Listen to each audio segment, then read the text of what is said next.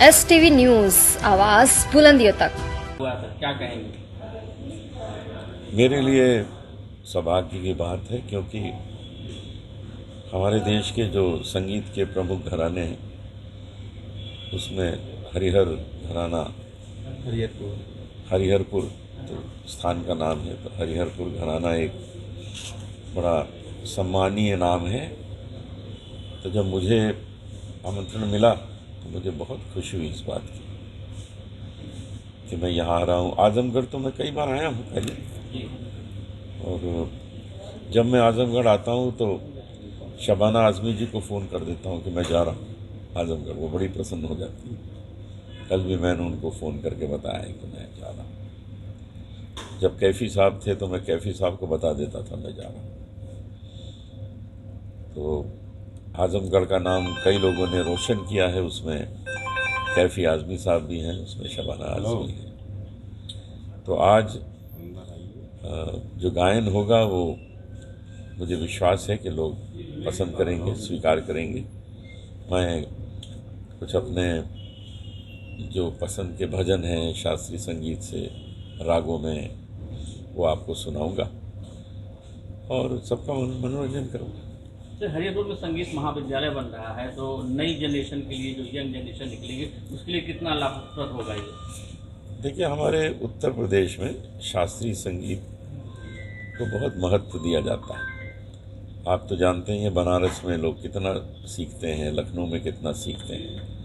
लखनऊ में भातखंडे संगीत महाविद्यालय है, जो इस बार इस कार्यक्रम से जुड़े भी हुए हैं। वहाँ की वाइस चांसलर सीमा जी हमसे बहुत बात करती रहती हैं। तो मैं ये बताना चाहता हूँ कि शास्त्रीय संगीत का उत्तर प्रदेश में एक विशेष स्थान है, और हरिहरपुर में जो संगीत विद्यालय बन रहा है वो अवश्य सारे देश में लोकप्रिय होगा, और दूर दूर से लोग वहाँ पर शास्त्रीय संगीत सीखने आएंगे।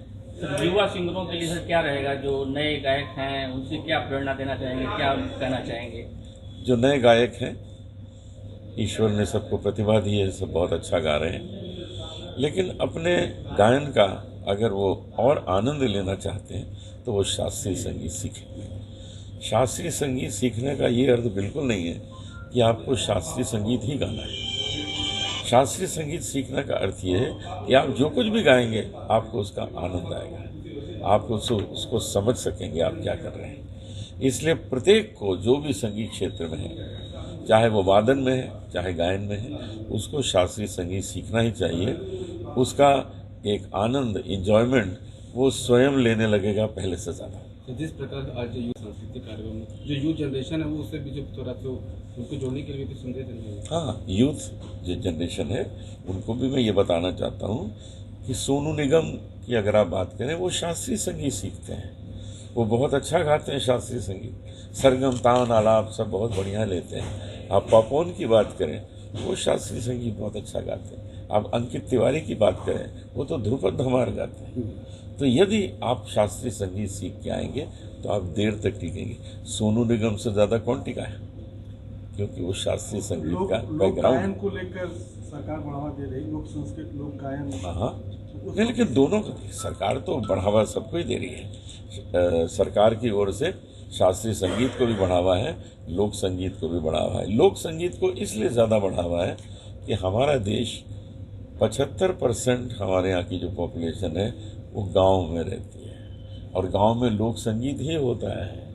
इसलिए हमारे जो सरकार है वो लोक संगीत को बहुत बढ़ावा देना चाहती है। लोक संगीत में हमारे इसी उत्तर प्रदेश की मालिनी अवस्थी ने कितना सुंदर वातावरण बना के रखा है कि हर जगह उनके जो गाए हुए गाने हैं लोक संगीत, मैं तो उन्हें लोक संगीत की क्वीन कहूँगा आजकल, जो वो गाती हैं। भगवान उनको ऐसी बना रखे तो हमारे देश का जो लोक संगीत है, हमारे उत्तर प्रदेश का, बिहार का जो लोक संगीत है वो बहुत लोकप्रिय होता जाएगा।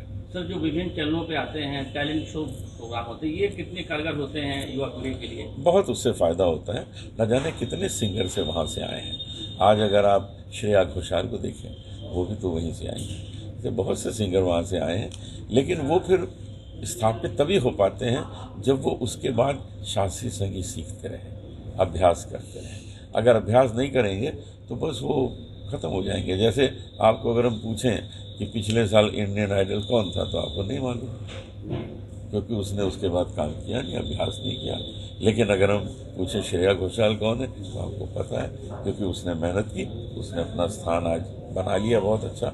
इसलिए किसी भी रियलिटी शो में जीतने के बाद ये न समझिए कि वो लता मंगेशकर बन जाएगा या वो मोहम्मद रफ़ी बन जाएंगे, ऐसा नहीं है। उसके बाद उनको लगे रहना पड़ेगा, मेहनत करनी पड़ेगी। सर, भोजपुरी भाषा को आप कहाँ देखते हैं, जैसे संगीत के क्षेत्र में? भोजपुरी तो बहुत ही लोकप्रिय भाषा है। आज भोजपुरी संगीत जो है वो इतना ज़्यादा पॉपुलर है, यूट्यूब में कभी उसके देखिए व्यूज़, तो एक एक गानों को 10-10 करोड़ लोगों ने देखा, सुना। एक एक गाने को 20-20 करोड़ लोग सुन रहे हैं। ये कैसे हो रहा है? ये तभी हो रहा है कि उसकी लोकप्रियता है। ठीक है, अभी उसका जो स्तर है उसको और बढ़ाना चाहिए। ये सभी कलाकारों को मैं वहाँ के कहूँगा कि यदि वो इसका स्तर जो है वो और अच्छा कर दें तो मुझे लगता है ये पॉपुलैरिटी और बढ़ जाएगी। सर, कहीं न कहीं आरोप लगता है कि अश्लीलता ज़्यादा भोजपुरी के गानों में रहती है। वही तो मैंने हल्के शब्दों में कह दिया कि जरा उसको छानबीन करो, उसको छानो, तो फिर जो आपका संगीत है वो पूरा परिवार सुन सकेगा। अभी जो है वो यंग लड़के छोकरे सुन लेते हैं, लेकिन अगर आप चाहते हैं कि उसको बड़े बड़े लोग सुने, जो लोग संगीत पसंद करते हैं, जो लोग संगीत का आदर करते हैं, तो वो तो तभी हो पाएगा यदि आप उसको और सुंदर और पवित्र बनाएं। सर, जैसे बॉलीवुड में पहले एक क्रेज हुआ करता था, क्या इसको मानते हैं? देखिए, बॉलीवुड की अगर बात करें तो बॉलीवुड में बिल्कुल ठीक हो रहा है। बॉलीवुड का मतलब क्या है? फिल्म। तो अगर फिल्म होगी मुगले आजम तो गजल आएगी, और अगर होगी दबंग तो मुन्नी बदनाम हो जाएगी। तो फिल्म के लिए बनता है ना संगीत। बॉलीवुड का संगीत जो है वो ना तो गजल ना भजन किसी को प्राथमिकता नहीं देता है। वो देता है कि स्टोरी क्या मांग रही है। अब अचानक फिल्म आ जाती है, बॉर्डर, तो अच्छा गाना आ जाता है, संदेश से आते हैं। लेकिन अगर फिल्म आएगी जला के राख कर दूंगा तो उसमें क्या होगा? हाउसफुल, तो उसमें तो यही सब होगा ना। तो उसमें किसी म्यूजिक डायरेक्टर की कोई गलती नहीं। सर, आज की शाम दो सब कुछ गुनगुना दीजिए। हाँ, सुनिए। ऐसी लागी लगन, मीरा हो गई मगन, वो तो गली गली गली गली हरि गुन गाने लगी, महलों में पली बन के जोगन चली, मीरा रानी दीवानी कहाने लगी, ऐसी लागी लगन मीरा हो गई मगन। सर, अयोध्या में प्रभु राम जी का मंदिर स्थापित हुआ, उस पर कुछ अगर आपने सुनाता हूँ। काशी बदली अयोध्या बदली, सब जानते हैं काशी कितनी भव्य हो गई, अयोध्या तो स्वर्ग जैसी हो गई। लेकिन आगे क्या होने वाला है? काशी बदली अयोध्या बदली, अब मथुरा की बारी है, अब मथुरा की बारी है, राम खड़े हैं लिए धनुष, अब बंसी बजने वाली है। ये होने वाला है। तो विश्वास है कि जो मथुरा भी बदलेगा इस बार? क्यों नहीं बदलेगा? पूरा देश बदलेगा। अरे जितने मंदिर हैं, जितने भी जहाँ प्रार्थना होती है, मैं तो सिर्फ मंदिर की बात नहीं करता, मैं तो ये कहता हूँ कि हमारे देश में जहाँ जहाँ जाके पूजा की जाती है उस सब स्थानों को सुंदर बना दो भाई। हम लोग तो हर धर्म का आदर करते हैं। हम ये थोड़ी चाहते हैं कि मस्जिद खराब हो जाए, हम ये नहीं चाहते कि चर्च खराब हो जाए, गुरुद्वारे खराब हो जाए। सबकी उन्नति वैसे ही हो। वो सब हमारे देश के प्रतीक हैं। हमारे देश धर्म के लिए तो जाना जाता है।